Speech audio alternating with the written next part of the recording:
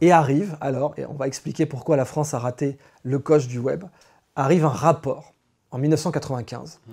Tu le connais? Le rapport de Minc. Alors, ta main qui est à Terry. Le rapport, c'est vrai que les deux, on dit n'importe quoi. Mais mon préféré, c'est Terry.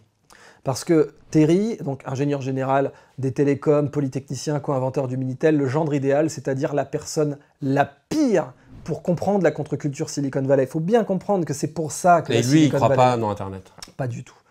Et en fait, parce qu'il n'est pas dans la contre-culture, parce qu'il est pas dans, il est dans la hiérarchie, c'est un polytechnicien, c'est un mec, il respecte l'ordre établi depuis sa naissance. Donc il ne peut pas envisager un système de partage décentralisé comme Internet. En tout cas, il ne peut pas envisager que ce soit sérieux. En tout cas, si vous adorez cette période, il y a 2-3 personnes à lire. Vous pouvez retrouver des blogs. Ceux de Jean-Michel Billot, qui est très remonté contre l'establishment français. Ah mais c'est clair, il a raison. Jean-Michel Billot, excellent. Excellent. Ou encore les écrits de André-Yves Portneuf, qui a travaillé pour la revue Futurible. Excellent aussi. Voilà, et qui connaît bien toute cette période où, en fait, en même temps, c'est très français de critiquer nos élites, mais peut-être que les élites, on n'aurait pas dû les écouter tout simplement. Elles ont, franchement, pardon, mais elles ont rien pour se rattraper sur la période Internet. Rien. Voilà, donc c'est effectivement un mouvement qui s'est répandu très vite. On aurait sans doute pu s'en emparer. Et le fait que des autorités décrètent bah non, c'est pas intéressant, ça marchera pas, c'était vraiment à côté de la plaque. Ouais, là on a les trois Français effectivement, Billot, Portneuf et Soudo-Platov, qui sont trois amis d'ailleurs et qui expliquent très très bien. Par exemple, quand Serge Soudo-Platov était chez France Télécom, il entendait dire Internet, c'est juste une bulle qui sert à faire gagner de l'argent à des consultants. Ou il entendait dire aussi nos clients ne sont pas sur Internet, sauf les emmerdeurs. Et donc d'autres qui disaient Internet c'est une mode, ça passera. Et dans le rapport Terry, donc, il est écrit qu'Internet n'est pas adapté au commerce. Et avec des arguments très logiques, hein, avec des arguments de bons premiers de la classe polytechnicien comme il se doit, qui dit, voilà, Internet, c'est pas aussi sécurisé que le Minitel, ça ne fait que 12% de part de marché du Minitel, ce qui était vrai à l'époque, il avait juste oublié qu'un baobab, ça commence aussi par une graine. Et donc, il est tri Internet en disant, ça ne fera pas les autoroutes de la connaissance de demain. C'est vrai qu'à France Télécom a du mal à vraiment y croire au début. Ouais. Et on va en parler quelques années plus tard, les CD-ROM qui vont arriver pour se connecter. C'est encore un tout petit peu fastidieux, c'est-à-dire que c'est pas très facile d'utilisation, mais plutôt que de condamner a priori, on aurait dû dire on va essayer, on va voir ce qu'on peut en faire. La douocratie. C'est-à-dire que ces deux ingrédients, la France avait toutes les compétences techniques, toute la rigueur et même les infrastructures. Mais des super écoles. Et oui, la douocratie. Je viens de tailler Polytechnique, mais en réalité, on avait plein d'autres écoles qui avaient des compétences sérieuses en matière Internet, et même des polytechniciens se barrent dans la Silicon Valley régulièrement. Mais cette douocratie et ces troublemakers, c'est-à-dire vraiment défier l'ordre établi, plutôt que de s'insérer dans la pyramide de l'ordre existant, ça c'est ce qui a manqué à la France pour comprendre en quoi Internet était une révolution qui allait créer des milliers de milliards de dollars de valeur économique. Alors, notamment, on voit l'émergence à cette époque de Google, d'eBay, d'Amazon. eBay, c'est très intéressant, c'est créé par quelqu'un qui a eu la nationalité française, pardonnez-moi, Pierre Omidyar, qui s'exile aux États-Unis. Une personnalité à suivre. Ah oui, ça, et puis qui a le... Encore maintenant. Lui, c'est le Washington... Non, c'est pas le Washington Post. Il a racheté un journal, je crois. Je ne sais plus lequel. Non, le Washington Post, c'est Amazon. Oui, c'est Jeff Bezos. Donc lui, il a un autre journal, mais Pierre Omidyar est une personnalité influente, effectivement, encore aujourd'hui. Il habite à Hawaï. Ah oui, c'est vrai. Et Hawaï, qui a le nœud des fibres optiques et puis de la NSA dans la zone. Pierre Omidyar, quand il lance eBay, il a une surprise, par exemple. C'est qu'un des premiers, si ce n'est le premier objet échangé sur eBay, c'est un pointeur laser cassé. Et donc, il signale, parce qu'il s'en occupait personnellement, comme Jeff Bezos emballera les livres personnellement pour produire Amazon. Il signale personnellement au client, vous savez, ce pointeur laser, il est cassé. Et le gars écrit, oui, mais je les collectionne. Et c'est là qu'il se rend compte que eBay a du potentiel.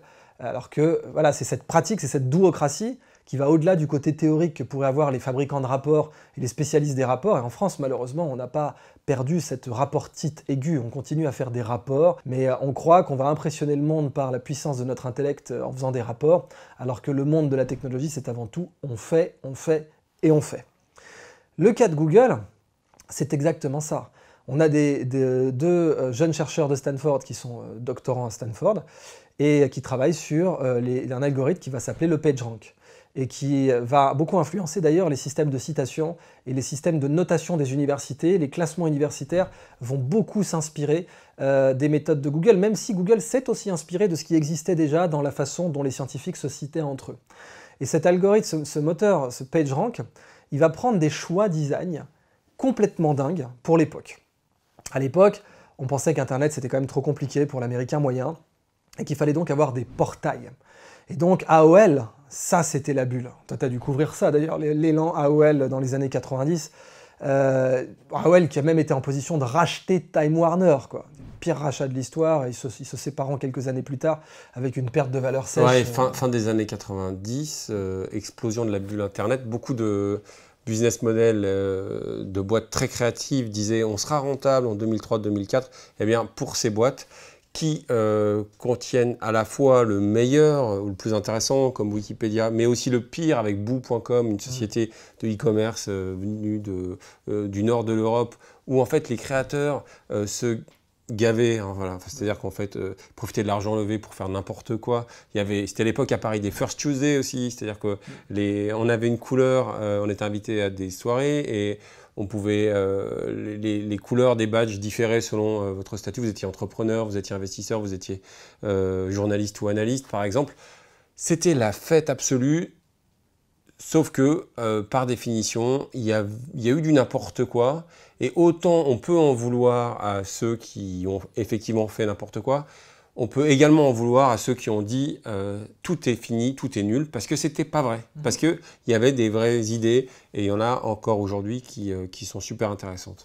On voit dans l'histoire de la Silicon Valley ce que Bergson appelait l'élan vital. Et en biologie, on a eu des périodes comme ça, par exemple l'explosion de la vie au Cambrien, je crois que c'est autour de 550 millions d'années avant notre ère. L'explosion de la vie au Cambrien, c'est plein d'essais, les fossiles qu'on retrouve, ils sont totalement what the fuck. C'est impressionnant de voir que le vivant a exploré des voies qui n'ont pas marché et qui ont disparu. La Silicon Valley a ça. Elle a des explosions, des extinctions. Et le Web 1.0 a été une explosion cambrienne, avec des formes comme Boo.com, etc., qui ont fait n'importe quoi. Il y avait aussi Lycos, il y avait Kelkoo qui a dû encore exister assez longtemps. Et donc, bon, ça a été balayé. Mais les survivants qui restent vont poser les bases, comme dans le vivant. Les fossiles qui ont survécu au Cambrien, eh bien, ils ont posé les bases des nouvelles formes de vie par la suite. Ouais, puis il y a aussi l'histoire du timing. C'est-à-dire que vous pouvez avoir une très bonne idée, si vous arrivez trop tôt, eh bien, on ne va pas vous le pardonner. Il y avait, Copain d'avant.fr. Oui, et puis oui, ou Friendster, qui avait la même idée que Facebook, mais qui n'a pas percé. Les achats groupés aussi, avec Clust, je me rappelle des frères Palix. Ah oui, avant Groupon. Donc. Voilà, avant Groupon, alors que Groupon, tout le monde adorait, même s'ils ont eux-mêmes fait des autres abus, notamment en respectant pas trop leurs partenaires commerciaux. Mais le timing est super important. Ouais, le timing est essentiel. Et ça, c'est encore une question de stratège, en fait.